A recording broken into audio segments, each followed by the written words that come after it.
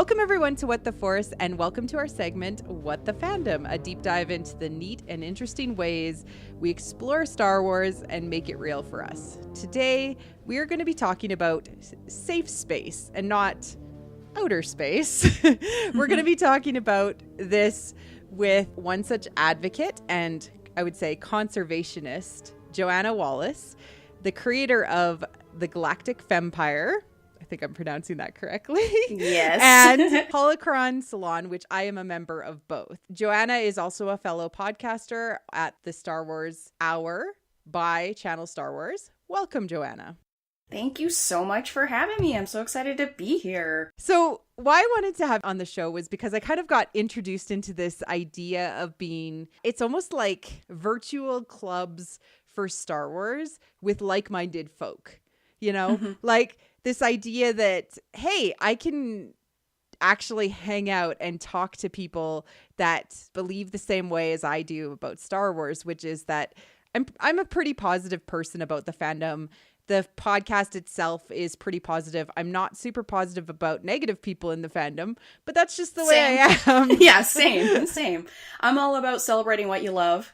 And you know, if you don't like something, you know, just move along. Don't waste the time just bashing. I don't see it.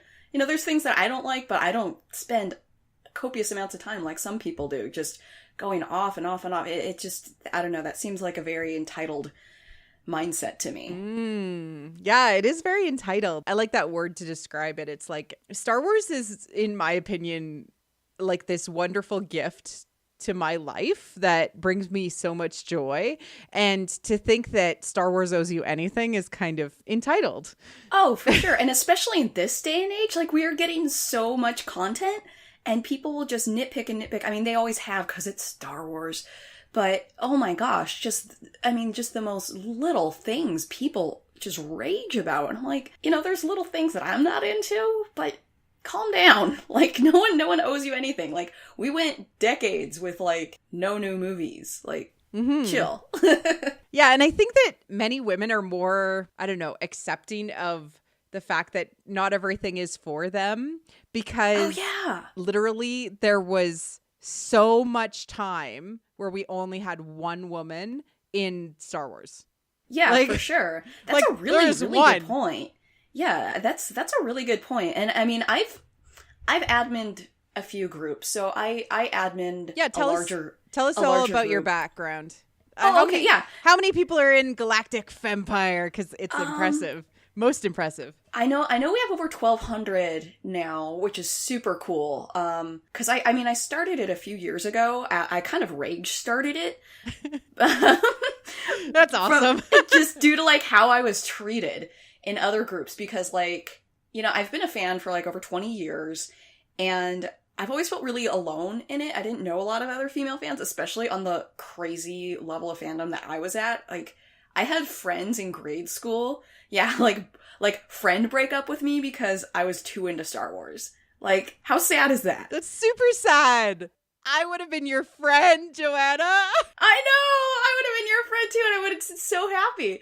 But I'm sure, like, I don't know, you know how you stalk people on Facebook and you're like, oh, that person. I'm sure they're like, oh my god, she's still so into Star Wars. Ugh. But anyway, yeah, I kind of, like, rage started Galactic Fempire because I was in, gosh, I think it was, like, Star Wars Geeks of the World Unite, which is, like, this insanely huge Star Wars group. And it was, like, one of the few ones on Facebook at the time. There weren't that many groups. Like, groups have just exploded on Facebook the past few years.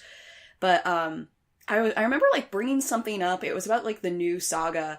And the guys on there were absolutely disgusting to me. Just, like, absolutely gross.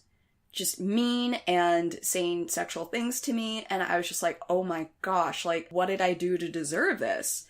And I quit.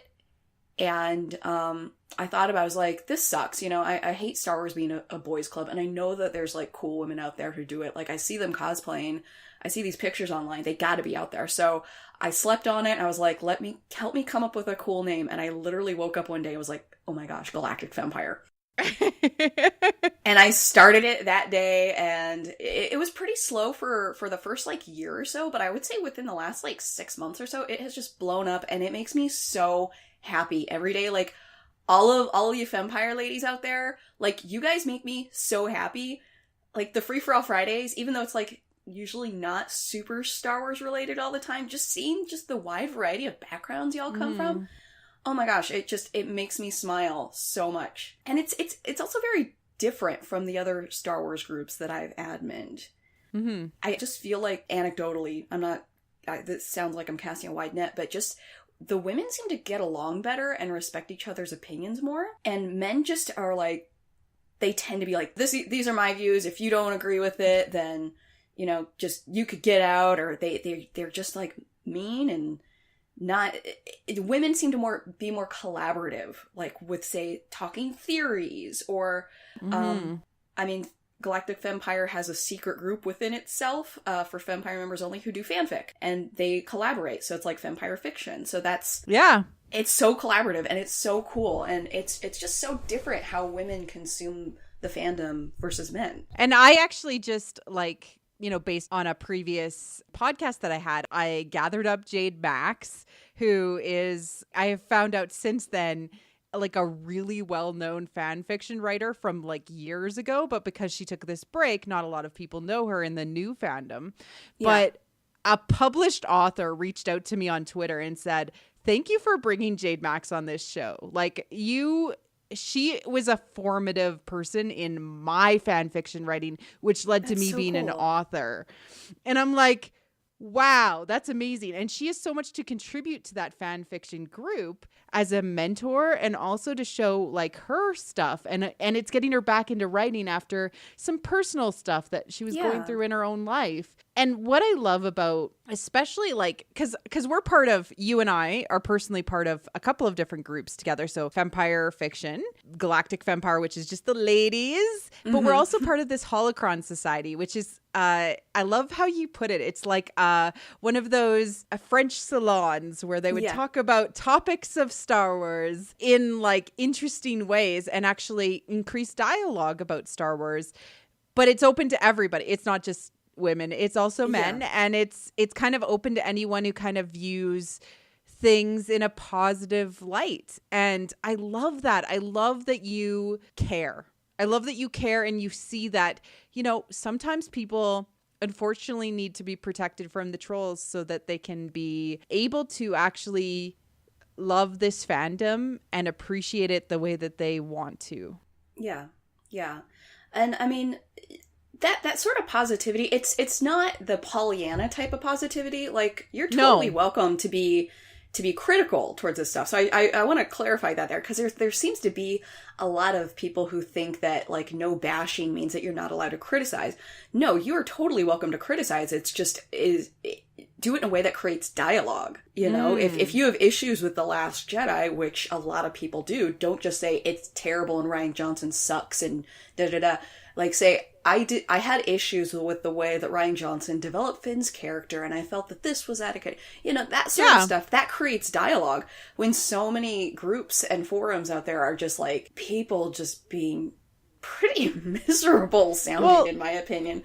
And that's where there's a difference between critique, as you've put in your own rules, like critique and bashing. Like, there's a really big difference between, hey, I actually didn't like everything about The Last Jedi. I've said that like out loud on the podcast. I didn't. There was things that I was like, this could have been done better. This could have been achieved better. There's things about even The Force Awakens that I was like, I don't know about that. Like, you know, but I say that, and I say my reasons behind that, and then I have a discussion. I actually say on a recent podcast that about The Last Jedi that I didn't really like DJ's character. After having conversations with others, I mind it less. And that's kind of nice that you can change your opinion with new information. Oh, for sure. Yeah. And that kind of goes back to what I mentioned before about being that women tend to be a little bit more collaborative and open about those discussions.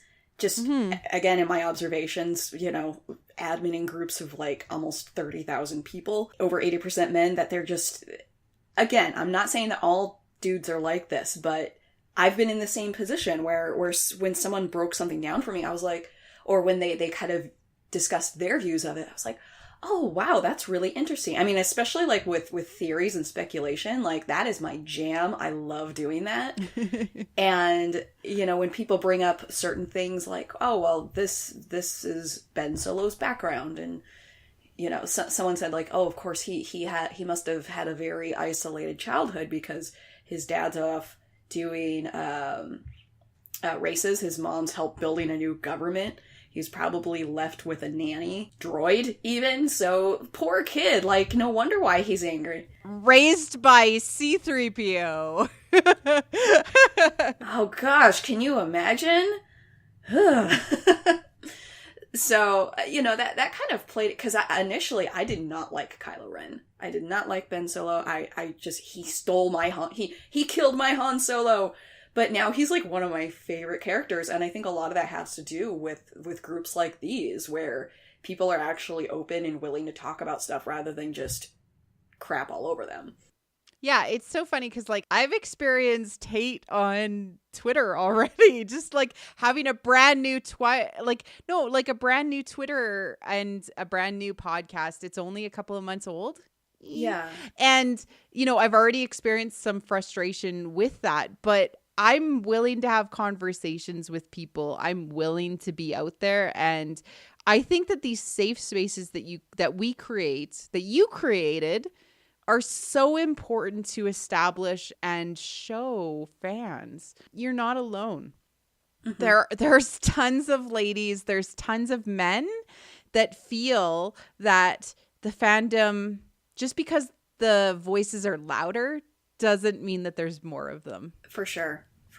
And louder and meaner. Even before Facebook and all that, I remember joining some like live journal groups and theforce.net, and it just going on there. I don't know if you've seen that gif. I think it's Donald Glover walking in the room with the pizza boxes and the room's on fire, and he's just like, ah, like that's kind of how it felt. Like that's one of my favorite reaction gifs of just like, you know, when you go into a group. And I admit I'm in some crappy groups, but mostly it's for promotional purposes, to like kind of throw the life ring out to people to just say, hey, you tired of this? Like, do you actually want to talk about Star Wars? Like, actually talk and not be like ripped to shreds. So I am in some of those groups, and it's just bonkers. Like whenever I go out there and promote, and I do bring up saying the exact phrase safe space. Mm-hmm. Oh my gosh, people, they lose it over that phrase. And that's why I want to call this episode that, because look, this needs to happen. People need to feel safe to have this love of Star Wars. And hey, I'm here to protect you. Joanna's here to protect you.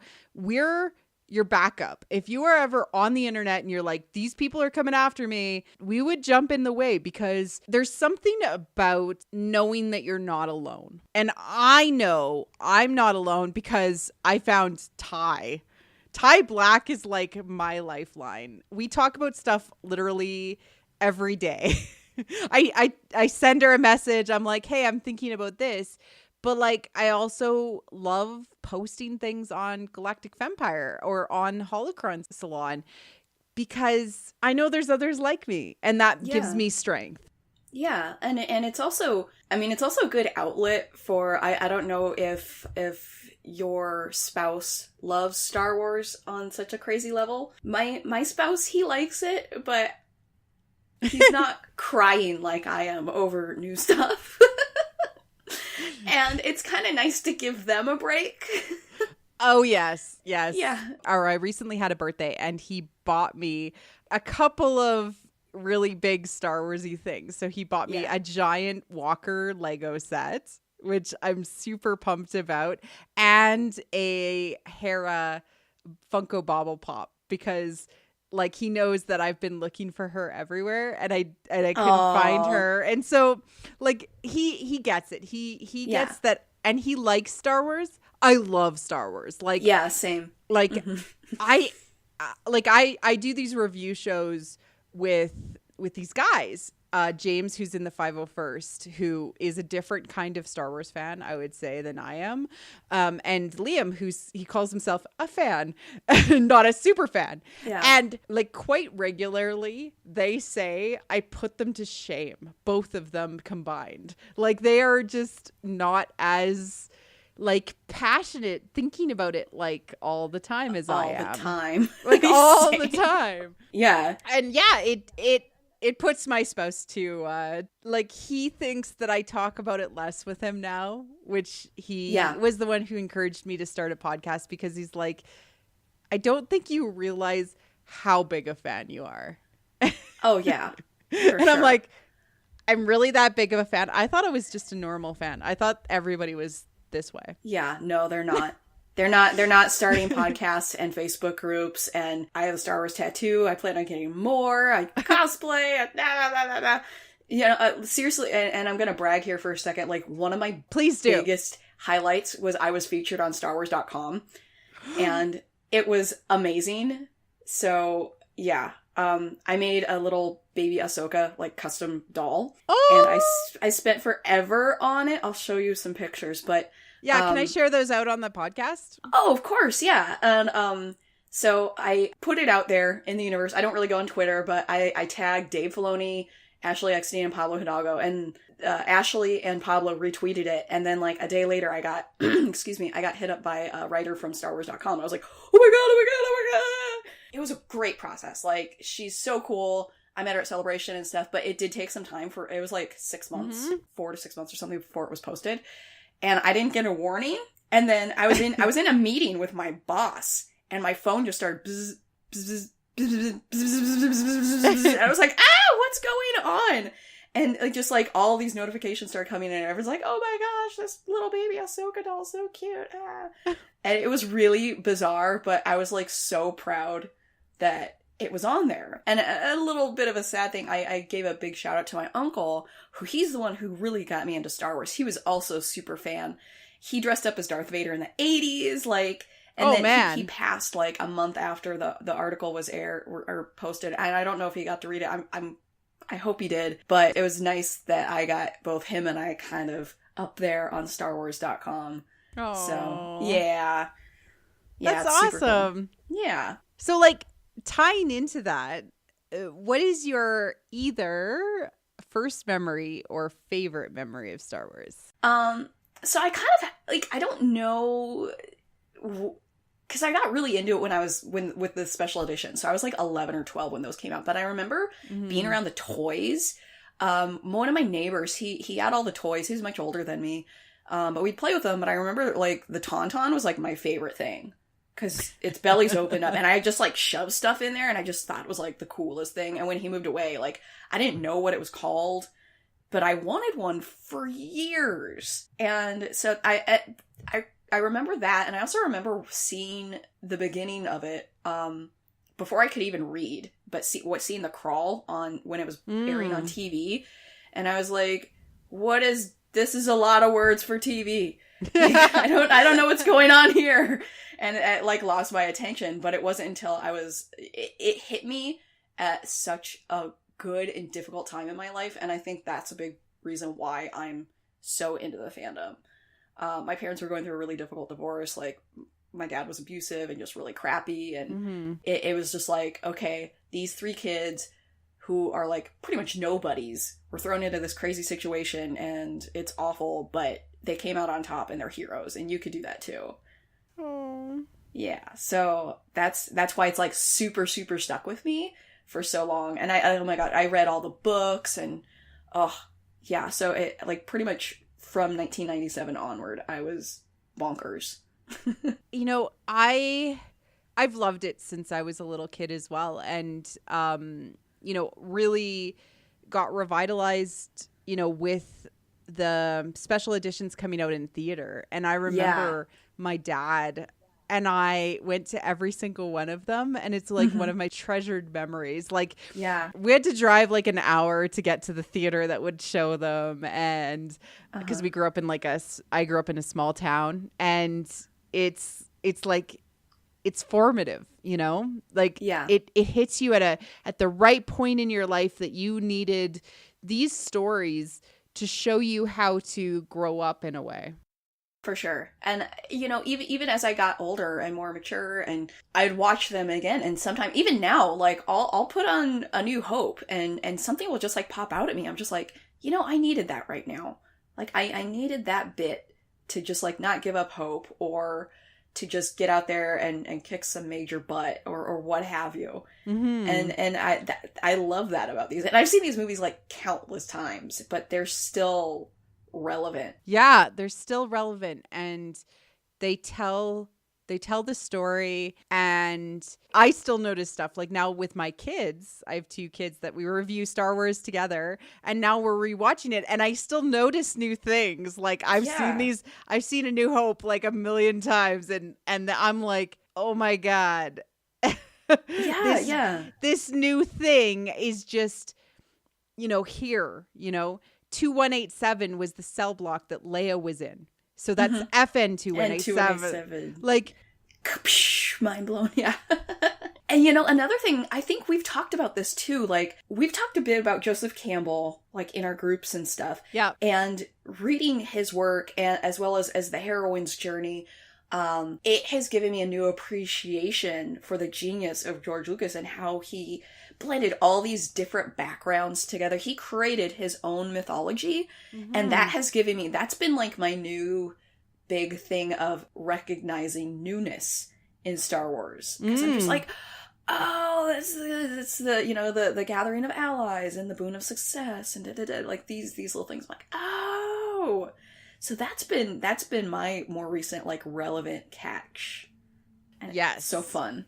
Yes, and like looking back on the journey, as Darth Vader's own journey is him in the underworld in the original trilogy. If you look at what he's trying to achieve with the prequels. So it's like you can look at things with a new lens. Like Luke himself has a hero's journey within The Last Jedi. You can look at Luke's overall journey throughout the original trilogy. You can look at what actually is Obi-Wan's journey in the prequels. Like, it's just really, really fascinating. Ty and I spend a lot of time talking about mythology and symbolism. Like, it's just, there's so many layers. And because it's like tapped into us on a almost primal cultural level, it speaks to us like modern day myth, like he was trying to achieve. It's wonderful. It is. It really is. And kind of tying this back to the safe spaces, like I've been able to learn so much from people like you and others who want to talk about this stuff, because we do have those places to talk about it without the excess junk getting in the way, which is so nice. And I mean, I feel like I've really, thanks to these types of groups, that I've been able to kind of develop more and become a better critical thinker.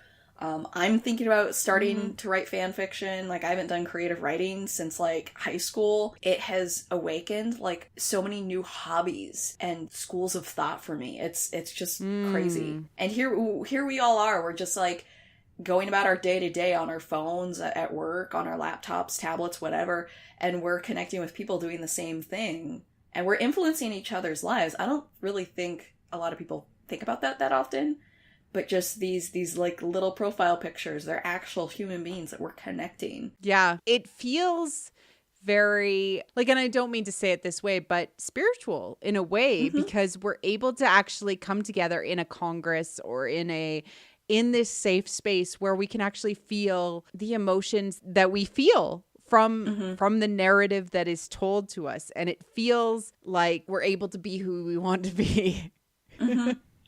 Yeah. And I think in a way that when you get rid of all that excess junk and trolling and all that, like, you're able to connect on a deeper level with people and possibly make, everlasting friendships. Yeah.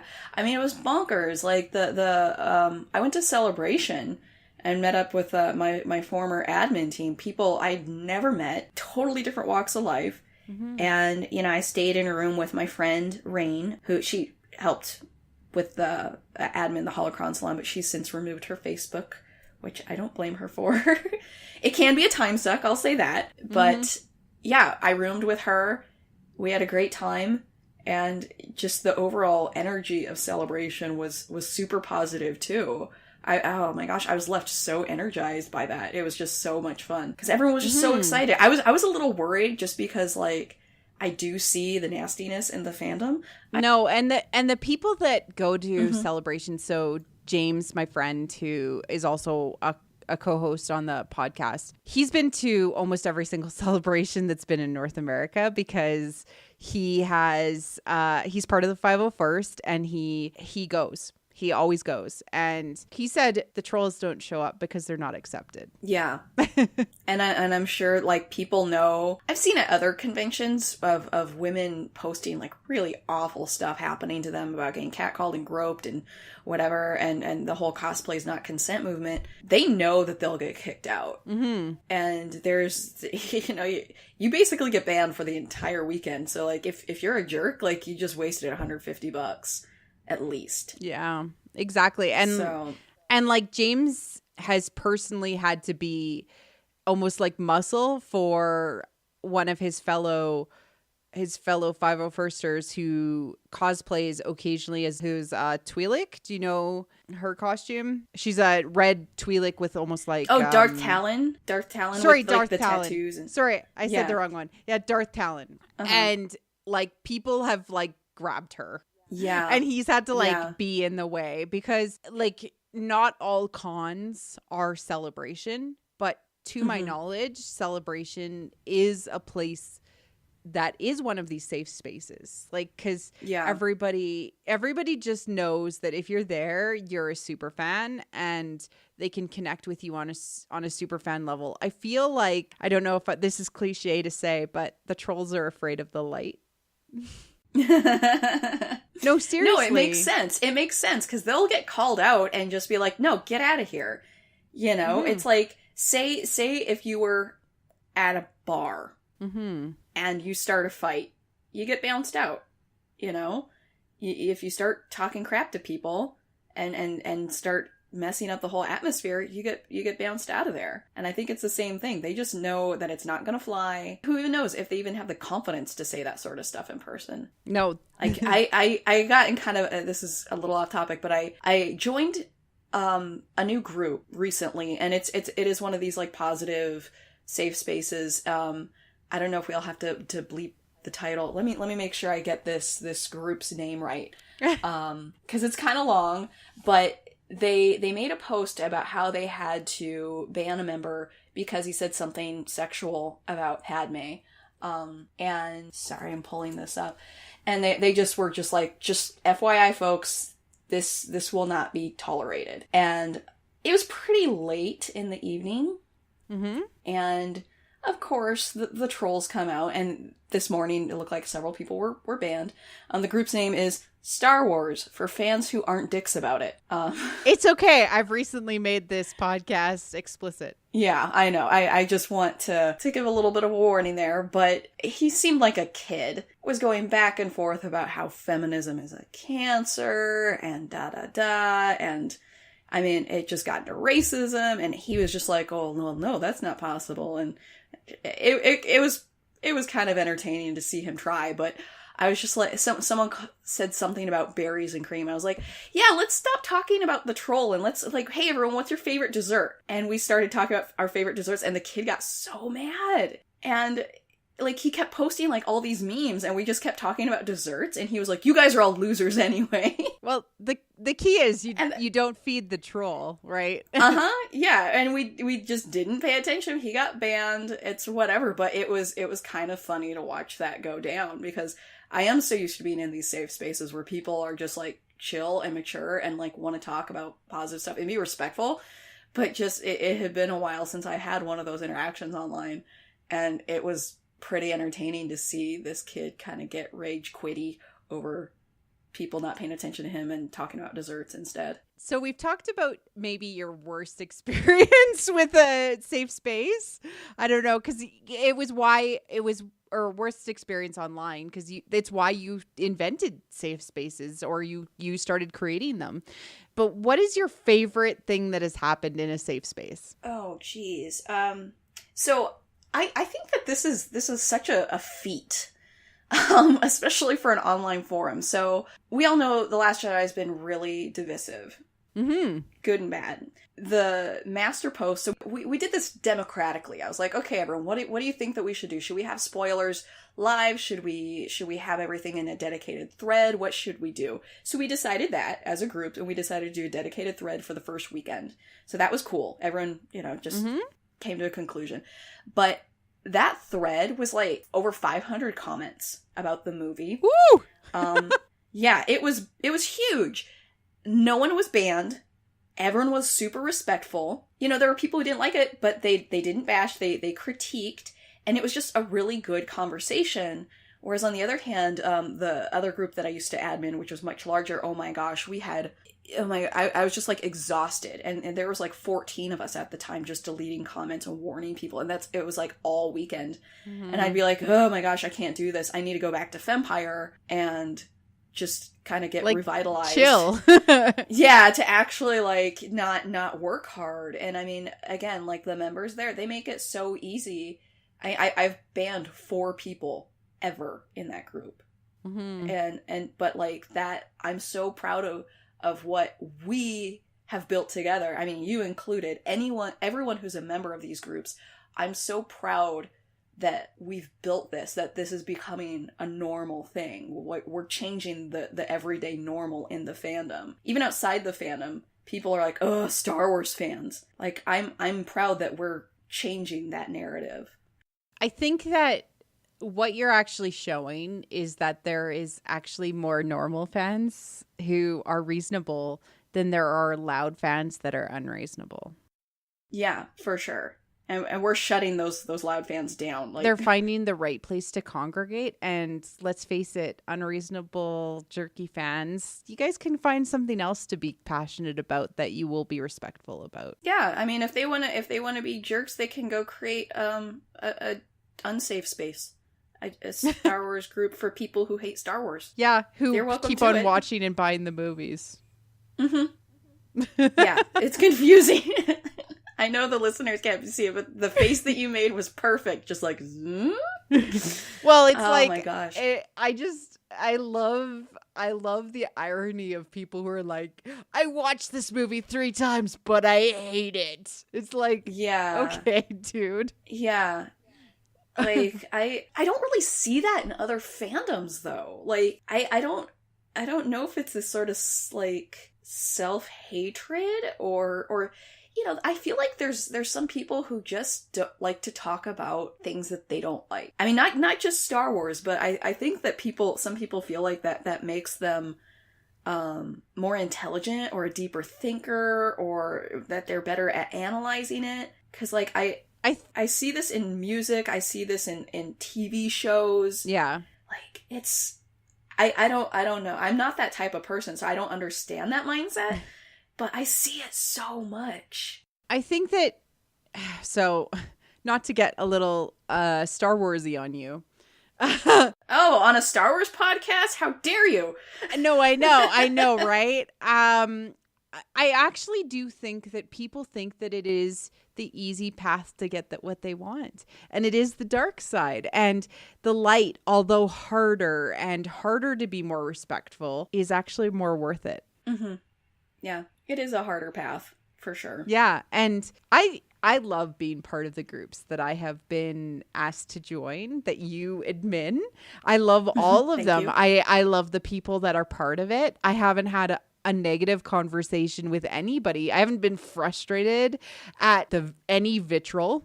I've had vitriol on Twitter, which is not surprising. Yeah. I've had vitriol on Star Wars Reddit. I've had vitriol on Star Wars speculation. I seek out spaces. I can handle the vitriol. I'm pretty tough, but not everybody can, and not everybody is as comfortable in their own skin, and they need to know that there are people who are like them out there. And let me tell you, Joanna and I, we're like you. We care. We are respectful. And I think that is the key, is like, some people don't like the prequels. Some people love the prequels. That's cool. There's an entire subreddit about prequel memes where they just like prequel meme everything, which is amazing, I need to find that. Prequel memes. It is my daily joy. Like reading the subreddit of on Reddit, the prequel memes. There are parts of the prequels that I absolutely love. I love the overall arc of Anakin's story. I really love how they told the story. There's things that I feel like he could have done better. And that's how you actually say that. That's what you say to people. You're like, hey, I think this could have been done better because of these reasons, Mm-hmm. And no one will get mad at you if you're like, hey, cool opinion. I disagree. No one will ever get mad at you if you say it in a respectful way. Yeah. And I think some people have a hard time they just like articulating why you didn't like something, rather than just being like, I love it or I hate it. You would think that in an age where we have knowledge, literally all the knowledge in the world in our pocket. Yeah. That we could learn to articulate more and communicate more. But no, there's still people who, So, Joanna, as advice to Star Wars fans, what advice would you give to people who want to be respectful to other Star Wars fans? Listen or read and recognize that the words that people are putting out there, whether written or spoken, that's their truth. And at the end of the day, they still love what you love. They just have a different interpretation of it. In a way, it's like music, there's a song out there that's one person can translate in one way, say, oh, it makes me think about the love for my family, and another person could translate it into, oh, this reminds me of going out and partying hard or something. It could mean same media, totally different translations, and recognize the beauty in that this is a worldwide phenomenon. So many different cultures, they have so much different context for it, and just like appreciate that and appreciate how cool that is. Yeah. I think that's like the best advice that we as Star Wars fans can take home with us in our pockets is, hey, be excellent to one another, to quote Bill and Ted. Yeah.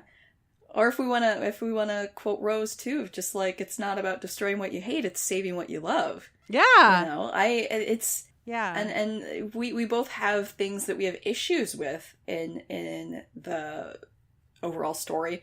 Like, I'm not a huge fan of Rebels, but I recognize its significance, especially, it's like some people, Rebels is like their favorite part of Star Wars. Oh, yeah. And I've seen some kids, like, in 15 years, there's going to be a new generation of podcasters or videocasters, whatever's the thing. Their gateway, instead of, it's like us, how we had with the special editions, they're going to be like, oh gosh, when I was 8, I watched Rebels, and that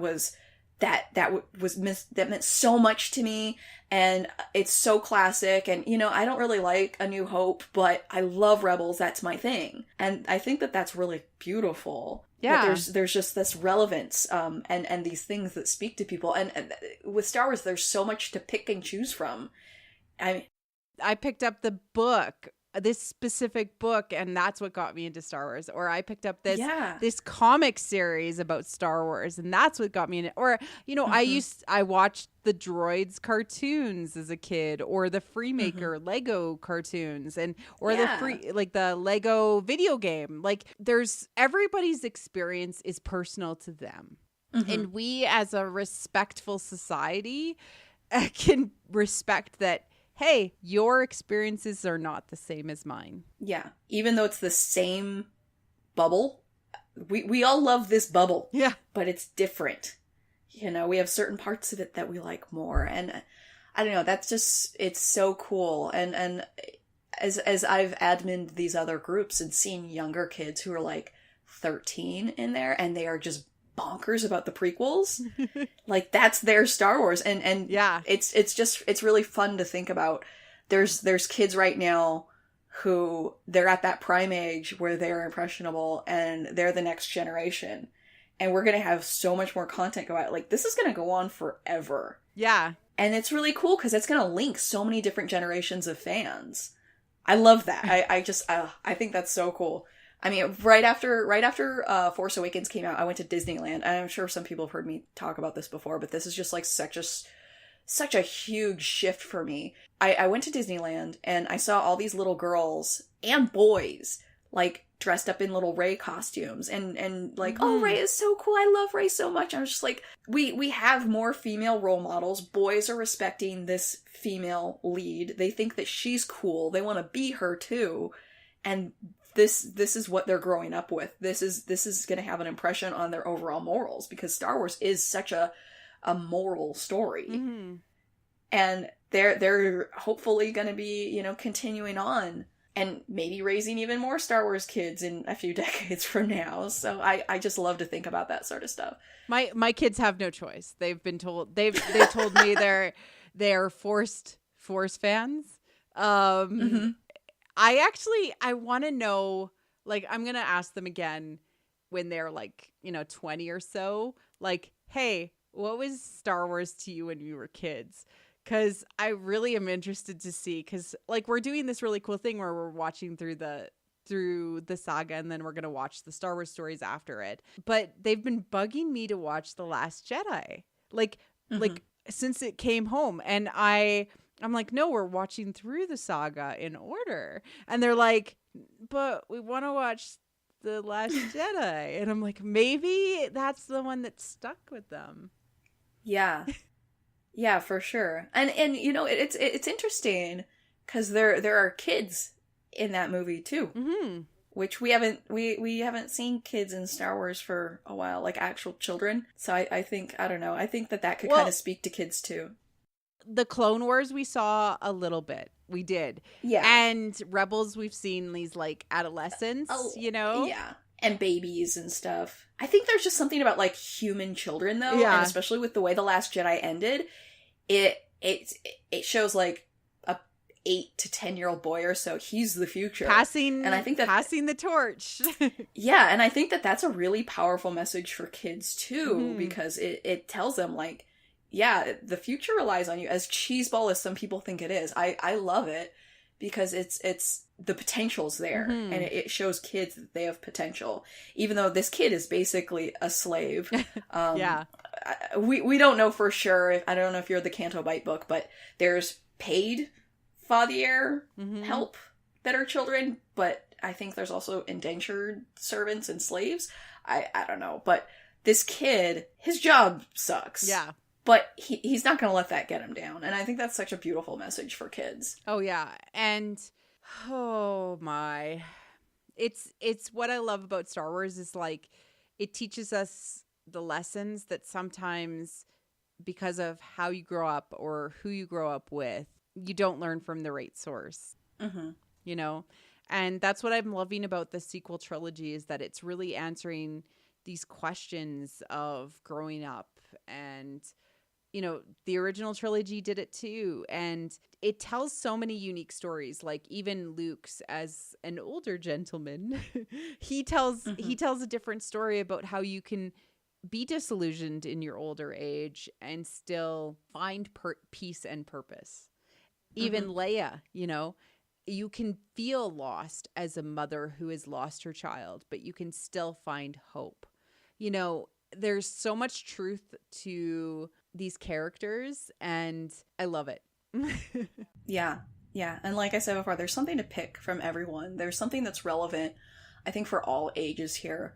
And I think with, you know, like the kids that I mentioned who say that they're in that 8 to 10 range, they're going to be 10 to 12 when the episode 9 comes out. And that's like such a prime age.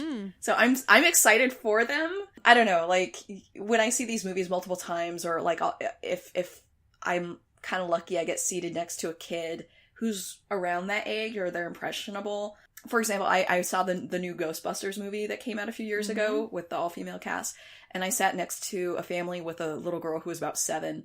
And she was so into it. She was cheering for them. She was just like, oh, she's so cool. And like, by the end of the movie, she's like dancing around, and like, she left the movie. She's like, I want to be a Ghostbuster, Mom. And I was just like, these kids, they more, it's just the diversity that we have in entertainment now. It's getting better and better. There's still a lot of work that's to be done, but just seeing the different types of role models that kids have to look up to just like melts my heart. I love it. I'm so excited for them. Yeah, exactly. It's so key, and it's just, I don't know, it's just awesome. I know people will be cynical. It's like Lucasfilm is owned by Disney, and it's like the House of Mouse, and they just end up making lots of money. But so some people are really cynical about this and say, like, just because, you know, Disney likes making money doesn't... Oh, God forbid a business like making money. Yeah, but just because they like making money doesn't mean that they can't do good narrative that means things to people, because actually that's a better way to make money, because they'll spend more money on things that mean something personal to them. That's where properties like I feel like DC get it wrong. You know, it's like don't make good narrative and nobody will buy your stuff. Yeah. I mean, having these really emotional movies that we connect to and making good movies, that's going to get people back multiple times. That's the goal for them. They want to get this right. They want to do things well because it makes them money, and making money lets them make more movies, which makes them more money. It's just, that's how business works. I know. And like telling good stories that mean something to them on a fundamental level and hits them during a formative time means that they will be a fan for their whole life, just like us. Exactly. And it's kind of funny. Well, I mean, it was like the special editions came out 20 years after, but that's a new generation. So it was a smart move by Lucasfilm. And yeah, people thought it was a cash grab, but I mean, whatever. It got me into something that's a big part of my life, and I feel like helped build my morals and my principles as a human being. I love that I got to see it on the big screen, whereas I always watched it on this like little tiny TV that we always had growing up, and I got to see it on the big screen with my dad, and that was always huge, you know? Yeah. And I went with my uncle who passed away, and he was like my father figure, and he's such a nerd. And so it was, he made it his like goal to make sure that we all went to the theater the day it opened. And, you know, I could have seen, because it was like a month or so between the releases or so, I want to say. And I mean, I could have rented them from the video store when that was a thing and figured out what happened, but I chose to wait, and I'm so glad that I did, because I mean, I kind of knew Darth Vader was his father, but I didn't know the implications, and so I got the whole big reveal, and oh, it was so great. That's awesome. That's like the best to experience it. Although it's funny watching through the movies with my kids now, they feel a lot more sympathy for Darth Vader. Watching episode 4.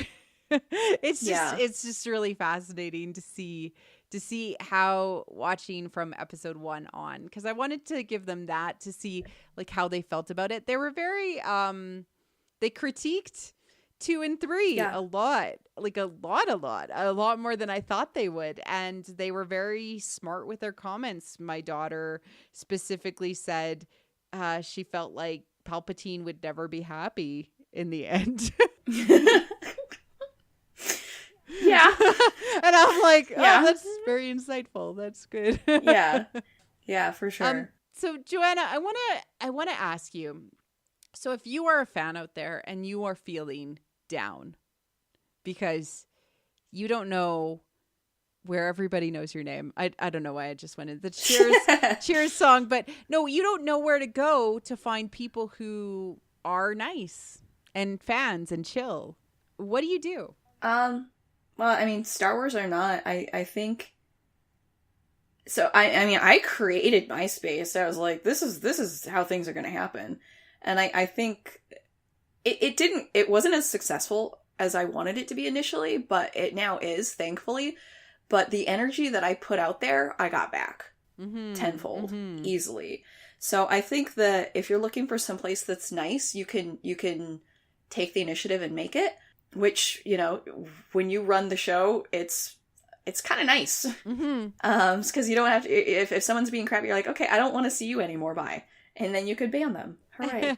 I mean, there's also the other crap that comes with it too. But then also just like, if you don't want to run something or have that sort of commitment, just be active and be positive. And people, you will attract that sort of positive energy to you. I know that sounds hippy dippy, but no, it's great.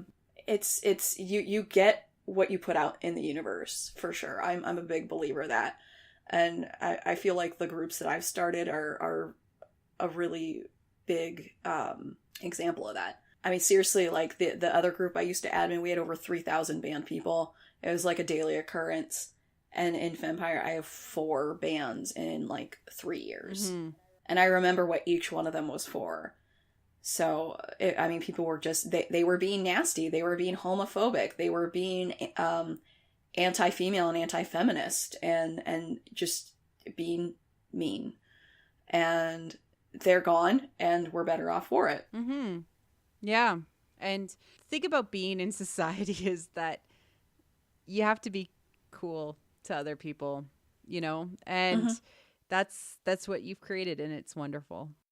But even though, like, I created it, I'm not the main reason for it. And I try to push it out there all the time. It's like, this is a collective thing. Like, we are creating our own culture and society within this little confine of a Facebook group. But if it were just me, like, it would just be me as the only member talking to myself or my dog. No, it's everyone else out there. And I'm so grateful for all the people and their positive contributions and being cool. Like, that's